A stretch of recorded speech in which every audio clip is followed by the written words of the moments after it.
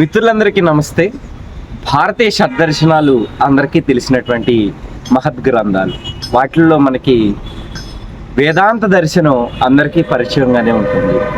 షడ్దర్శనాలు ఏదైతే ఉన్నాయో సాంఖ్య, వైశేషిక, న్యాయ, యోగ, మీమాంస, వేదాంత దర్శనాలు. ఈ 6 దర్శనాల్లో కూడా వేదాంత దర్శనానికి అగ్రస్థానం మన భారతదేశంలో కలిగి ఉంది. ఈ వేదాంత దర్శనంలో మనకి అనేక శాస్త్రాలు ఒలివించినటువంటి ఆచార్యులు స్థాపించినటువంటి సిద్ధాంతాలు మనకి కనిపిస్తూ ఉంటాయి. వాటిల్లో అగ్రస్థానంలో అంటే ప్రజలందరూ కూడా ఎక్కువగా అంటే అల్టిమేట్ అని చెప్పేటువంటి వాటిల్లో అద్వైత దర్శనాన్ని మనం పఠించటంలో అలాగే విశ్లేషించటంలో చాలామంది మరి దాంట్లో అగ్రస్థానంలో ఉన్నారు. అటువంటి వేదాంత దర్శనాన్ని మనందరికీ కూడా అందించినటువంటి అద్వైత స్థాపకాచార్యులు అంటే ఆ పరంపరలో వచ్చినటువంటి అగ్రగణ్యులు శంకరాచార్యులు వారు. శృతి స్మృతి పురాణానాం ఆలయం కరుణాలయం నమామి భగవత్పాదం శంకరం లోకశంకరం అని శంకరాచార్యుల వారి గురించి మనం చెప్తాం. ఈ శంకరాచార్యుల వారు ప్రసిద్ధంగా మనకి అనేక గ్రంథాలు మనకి తీసుకొచ్చారు. అద్వైతం అంటే ఏదైతే వన్నెస్ అంటామో ఈ వన్నెస్ అనేటువంటి కాన్సెప్ట్తోనే మరి మధ్యప్రదేశ్ గవర్నమెంట్ వారు ఒక స్కీము ఏదైతే వన్నెస్ ద వరల్డ్ యునైట్ అనేటువంటి ప్రోగ్రాం మీద ఎవరైతే స్టూడెంట్స్, యువత ఇంట్రెస్ట్ ఉన్నటువంటి వాళ్ళకి అద్వైత క్యాంపులు నిర్వహించి వాటి మీద అనేక విషయాలు వాళ్ళకి తెలియజెప్పటం అనేటువంటిది, ఒక మానవ ప్రవర్తన ఎటువంటిది, ఒక మనిషి సద్గతులు పొందడానికి ఏ రకంగా ముందుకు వెళ్ళాలి అనేటువంటి విషయాల మీద వాళ్ళు అనేక రకమైన కార్యక్రమాలు గురుముఖతక ఏదైతే మన సనాతన ధర్మంలో గురువు దగ్గర మనం చదువుకుంటామో అదే రకంగా వాళ్ళు నిర్వహించినటువంటి అనేక రకమైన క్యాంపుల్లో మరి గత నెల నేను కూడా చేయటం జరిగింది. ఉత్తరాఖండ్లోని ఉత్తరకాశీలో ఈ క్యాంప్ జరిగింది. అందులో అనేక రాష్ట్రాల నుంచి విశేషంగా పక్క దేశాల నుంచి కూడా కొంతమంది మిత్రులతో పరిచయం జరిగింది. నేపాల్ నుంచి, టిబెట్ నుంచి కొంతమంది మిత్రులు కూడా వచ్చారు ఈ అద్వైత శంకర దర్శనాన్ని పఠించడానికి.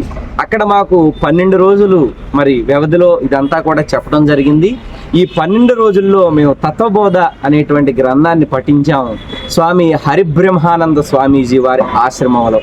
కాబట్టి ఈ వీడియో ప్రత్యేకంగా ఈ అద్వైత అనుభవం, మేము ఏదైతే అక్కడ అద్వైత శాస్త్రాన్ని పఠించామో ఆ శాస్త్రం మాలో కలిగినటువంటి విషయాల్ని మీ అందరికీ పంచుకునే విషయాన్నే ఈ వీడియో చేస్తున్నాను.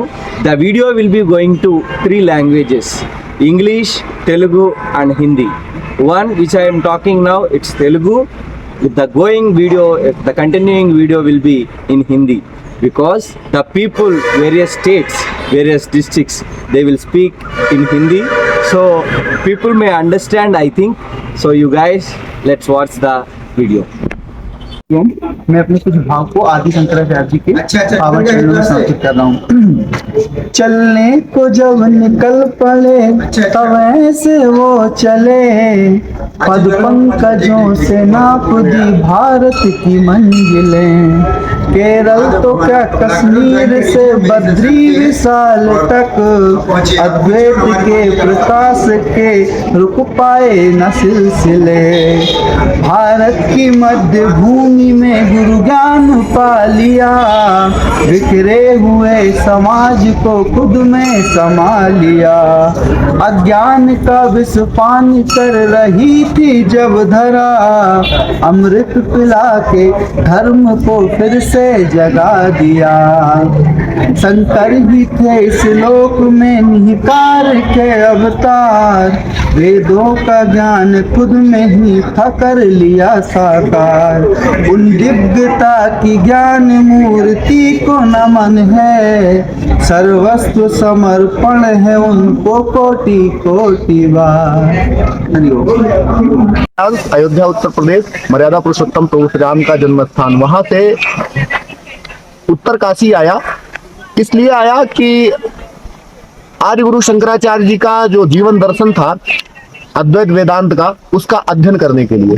मूल भाव था कि आत्मा का या आत्म तत्व का शोध जो हमारा है उसका शोध करने के लिए। लेकिन अभी हम उत्तर काशी में माँ गंगा के तट पर तपोवन कुटी में आचार्य स्वामी ब्रह्मानंद तीर्थ जी के द्वारा जो हमने तत्वबोध ग्रंथ आचार्य शंकर के जो प्रकरण ग्रंथ है उसमें से प्रमुख स्थान रखता है, उसका अध्ययन करने के बाद, उसका मनन करने के बाद जिस तत्व का शोध हमको करना था उसका हमको बोध प्राप्त हुआ है। और ऐसी कृपा आचार्य श्री के श्रीमुखों द्वारा और उनके स्नेह भाव द्वारा, गुरु शिष्य परंपरा के द्वारा हमको प्राप्त हुई।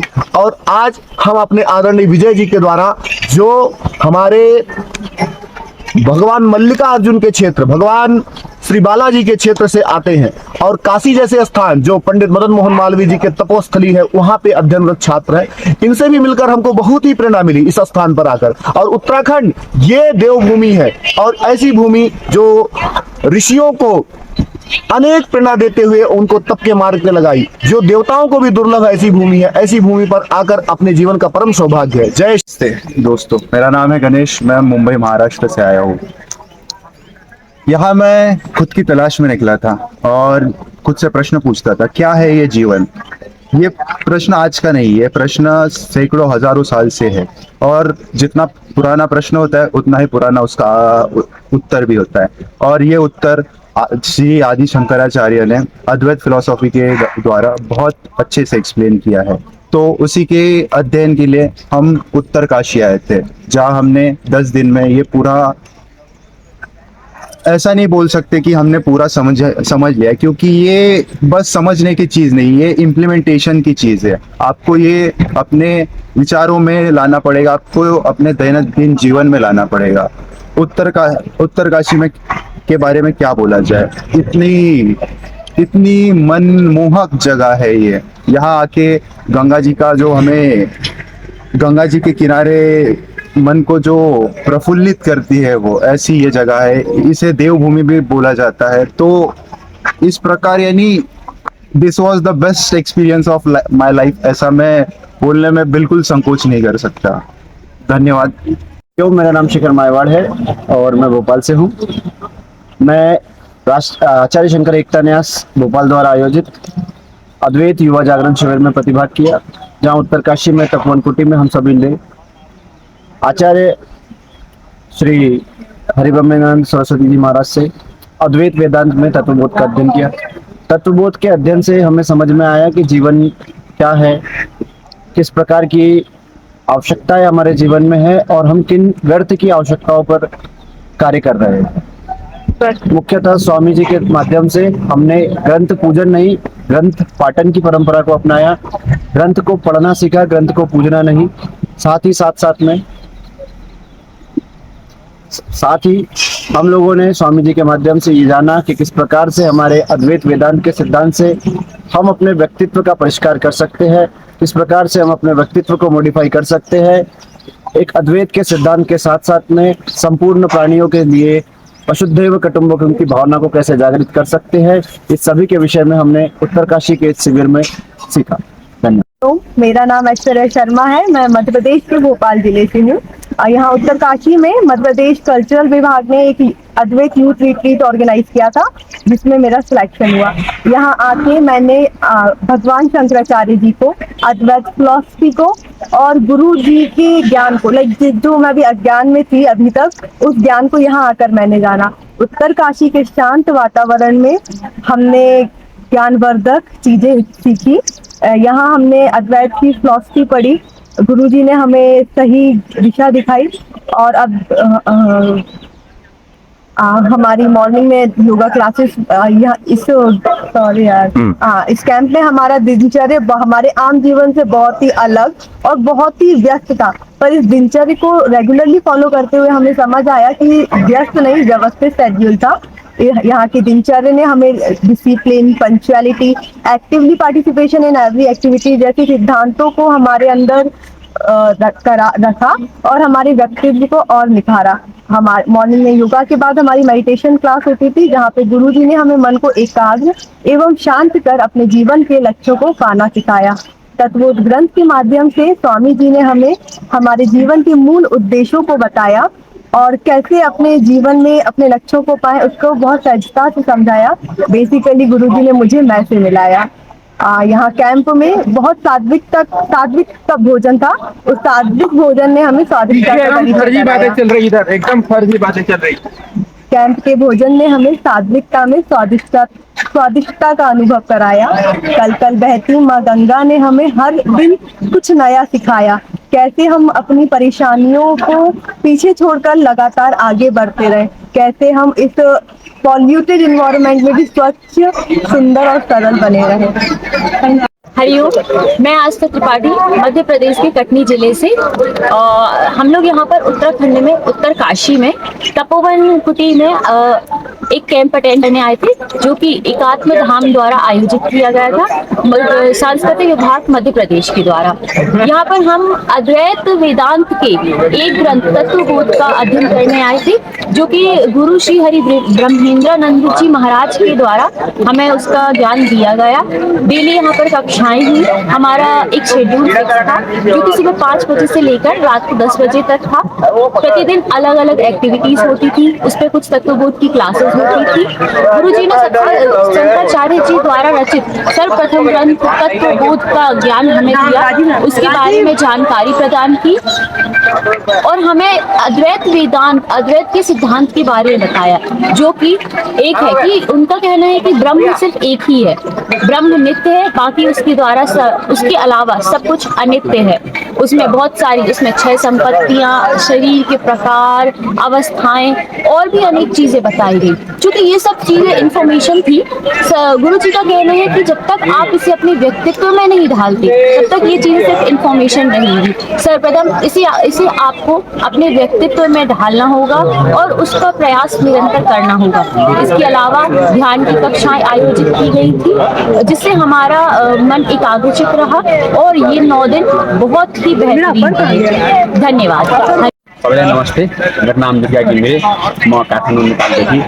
हामी उत्तरकाशीमा आयोजना गरिएको अद्वैत वेदान्तको कार्यक्रममा यहाँ आएर अध्ययन गर्न एकदमै खुसी लागेको छ। म मध्य प्रदेश सरकारलाई पनि धेरै धेरै धन्यवाद दिन चाहन्छु।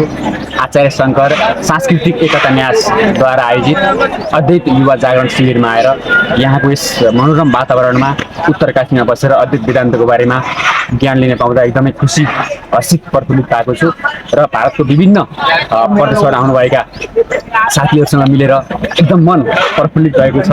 विशेष गरेर विजय हाम्रो ऐश्वर्याजी, आज उहाँको जन्मदिन पनि हो, उहाँलाई धेरै धेरै शुभकामना यसै प्लेटफर्म मार्फत दिन चाहन्छु। र अद्वैतको बारेमा के भन्न चाहन्छु भन्दा खास मेन 4 नियम वेदान्तका लागि, जिज्ञासुका लागि हुनुपर्ने चाहिँ 4 अधिकारीका लागि हुनुपर्ने 4 छन्। नित्यानित्य वस्तु विवेकबाट सुरु गरेर विराग, यमादि, कर सम्पत्ति र मोक्ष। नित्यानित्य वस्तु विवेक भनेको यो वस्तु सबै मिथ्या हो भनेको, यो सबै परिवर्तनशील छ, यो मिथ्या छ। ब्रह्म चाहिँ एक सत्य हो। त्यसको लागि चाहिँ हामी त्यो मार्गमा लाग्नका लागि सुरुको चरणदेखि त्यसमा अभ्यास गरेर निरन्तर नित्य नैमित्तिक कर्महरू गर्दै त्यस मार्गमा लाग्नुपर्छ। बिस्तारै बिस्तारै बिस्तारै आफ्नो संस्कारको प्रभावले हामी यस मार्गमा अगाडि बढ्न सक्छौँ। र यो अद्वैत वेदान्त यस्तो दर्शन हो, यो अमूल्य, विश्वमै कहीँ नभएको एक मात्रै दर्शन, सबैलाई, सबै धर्म, सबै संस्कृति, सबै जात जाति, सबै देशलाई जोड्न सकिने एकमात्र अद्वैत वेदान्त दर्शन हो। यसमा कुनै भेद छैन। सम्पूर्ण यसमा मानव, मनुष्य, जनावर, प्राणी सबलाई समेटेर सबै एक हुनुपर्छ भन्ने किसिमले एकता भाव यो अद्वैत वेदान्त दर्शन एकदमै वैज्ञानिक, सान्दर्भिक एकदमै छ। आजको युगमा सबै मानिसहरू तनाव, डिप्रेसन, व्यस्तता बढिरहेको समयमा अद्वैत वेदान्तको दर्शन लिनु सबैहरूले एकदमै राम्रो, प्रभावकारी छ। र यसको कारणले हामी बिस्तारै साधन गर्दै जाँदा अथातो ब्रह्म जिज्ञासाबाट सुरु गरेर हामी अहम ब्रह्मास्मिसम्मको यात्रामा पुग्न सक्छौँ। यसरी हामी मोक्षको मार्गमा लाग्न सक्छौँ भन्दै सम्पूर्णलाई मेरो नै शब्दहरू भन्न चाहन्छु। धन्यवाद। नाम वसुंधरा वैष्णव है। हम मध्य प्रदेश से आए हैं और वर्तमान में हम उत्तरकाशी से अद्वैत वेदांत का कैंप पूर्ण करके आ रहे हैं। ये 10 दिवसीय कैंप था, जिसे हमने तपोवन कुटीर में अध्ययन किया, तत्वबोध नामक ग्रंथ का। और वर्तमान में हम अपने निज निवास की ओर प्रस्थान कर रहे हैं। धन्यवाद। नमस्कार, मैं चैतन्य चौधरी अमरावती महाराष्ट्र से आया हूँ। हम लोग गए थे उत्तरकाशी अद्वैत वेदांत के बारे में जानने के लिए। मध्य प्रदेश सरकार द्वारा एक कैंप आयोजित किया गया था उत्तरकाशी में, अद्वैत यूथ अवेकनिंग कैंप, जिसमें हमारे संस्कृति में जो अद्वैत वेदांत की जो फिलोसॉफी है इसके बारे में बताया गया है। ये काफ़ी अच्छा और काफ़ी कारीगर ऐसा कैंप आयोजित किया जा रहा है। इसकी विशेषता ये है कि ये देश भर से एकात्म का संदेश देते हुए कुछ युवाओं को यहाँ पे बुलाया जाता है और उनको अद्वैत वेदांत की ट्रेनिंग दी जाती है, उसके बारे में पढ़ाया जाता है। इसके साथ ही अद्वैत वेदांत हम यहाँ पे पढ़े ना पढ़े, किंतु हमारे जीवन के जो मूल्य है वो जो यहाँ पे पढ़ाए जाते हैं वो हमेशा हमें याद रहेंगे।